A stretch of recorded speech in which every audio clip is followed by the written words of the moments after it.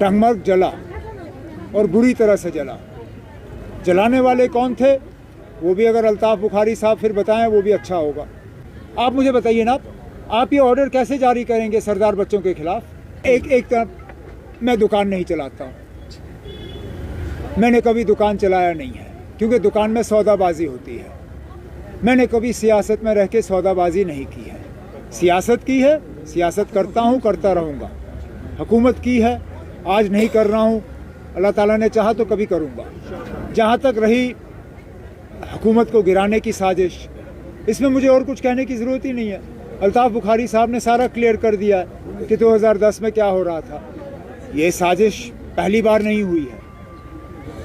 शेर कश्मीर के साथ 1953 से ये सिलसिला शुरू हुआ, आज तक होता रहा है, आगे भी होगा ना। अब ये क्या कह सकता हूँ ना। अब जहाँ तक मुझे याद है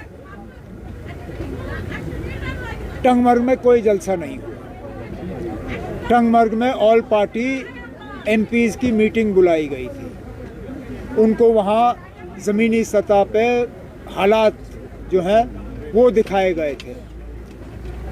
लोगों की नाराज़गी जो है उसका थोड़ा सा हम मरकज़ को दिखाना चाहते थे कि यहाँ हालात पूरी तरह से ठीक नहीं है।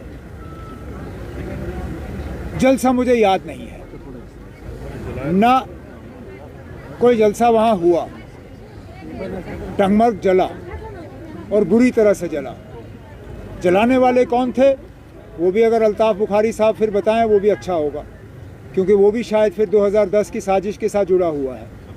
जनाब, इतनी हिम्मत है मुझे कि इंडिया अलायंस में रह के मैं कांग्रेस के बारे में कुछ कह सकूं।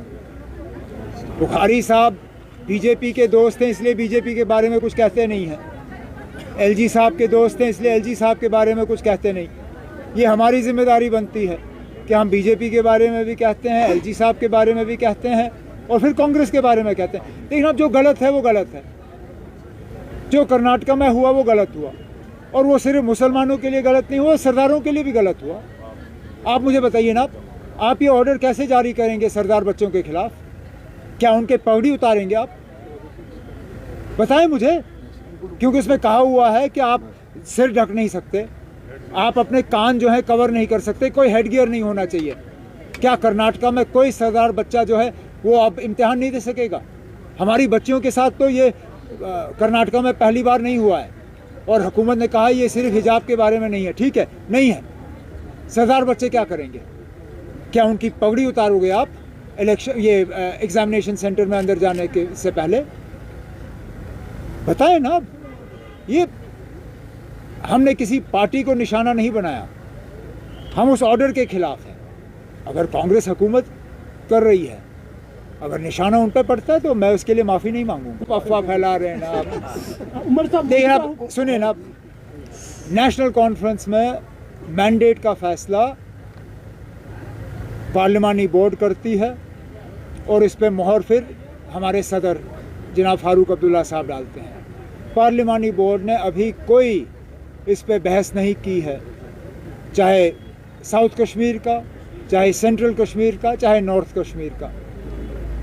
ऐन वक्त पे जब फैसला करना होगा पार्टी इस पे बैठ के सही फैसला करेगी। तो मतलब इलेक्शंस को लेकर आप मौजूदा सरकार को क्या मैसेज देना चाहते हैं? किस पे? इलेक्शंस को लेकर, किस चीज़ के बारे में? इलेक्शंस को लेकर कराएं इलेक्शन ना। वो इलेक्शन से डर क्यों रहे हैं? कराएं इलेक्शन, और क्या मैसेज दे सकता हूँ? यहाँ के लोग इलेक्शन चाहते हैं, जम्मू कश्मीर की आवाम जो है वो इलेक्शन चाहती है। सिर्फ बीजेपी और बीजेपी के जो खैर खां हैं वो इलेक्शन नहीं चाहते।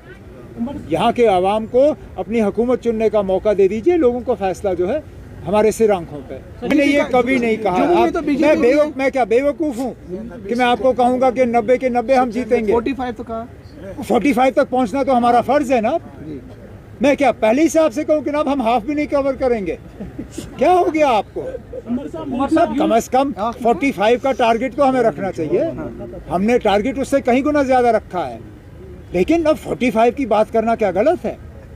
मैं आपको पहले ही कहूँ कि ना कि हम हाफ भी कवर नहीं करेंगे, फिर तो फिर घर बैठो, करो ये दुकान, ये सारा सिलसिला बंद।